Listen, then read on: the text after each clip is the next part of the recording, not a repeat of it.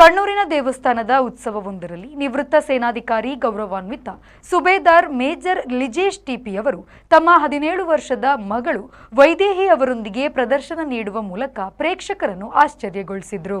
ಅವರು ಕೇವಲ ಹೆಮ್ಮೆಯ ತಂದೆಯಾಗಿ ಮಾತ್ರ ಅಲ್ಲಿಗೆ ಬಂದಿದ್ದಾರೆ ಎಂದು ಅನೇಕರು ಭಾವಿಸಿದ್ರು. ಆದರೆ ಅವರು ಮಗಳು ಹಲವು ವರ್ಷಗಳಿಂದ ಅಭ್ಯಾಸ ಮಾಡುತ್ತಿದ್ದ ಕಲೆಯ ವಿದ್ಯಾರ್ಥಿಯಾಗಿ ವೇದಿಕೆಯ ಮೇಲೆ ಬಂದರು.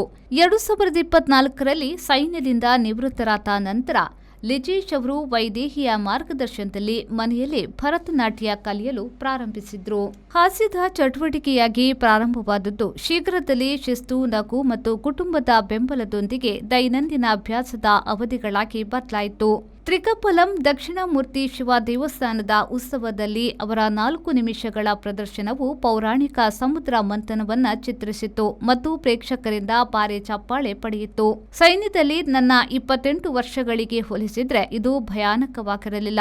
ನಾನು ಯುದ್ಧ, ಸಾವು ಮತ್ತು ಹೆಚ್ಚು ತೀವ್ರವಾದ ಸಂದರ್ಭಗಳನ್ನು ಕಂಡಿದ್ದೇನೆ. ಈಗ ನನಗೆ ಯಾವುದಕ್ಕೂ ಭಯವಿಲ್ಲ ಎಂದು ಲಿಜೇಶ್ ಟಿಪಿ ಅವರು ತಿಳಿಸಿದ್ದಾರೆ. ಈಗ ತಂದೆ ಮಗಳ ಜೋಡಿ ನಮ್ಮ ಮುಂದಿನ ಪ್ರದರ್ಶನಕ್ಕೆ ತಯಾರಿ ನಡೆಸುತ್ತಿದೆ. ಕಲಿಕೆಗೆ ವಯಸ್ಸಿನ ಮಿತಿಯಿಲ್ಲ ಮತ್ತು ಕಲೆ ಎಲ್ಲರಿಗೂ ಸೇರಿದ್ದು ಎಂಬುದನ್ನು ಸಾಬೀತುಪಡಿಸುತ್ತಿದೆ.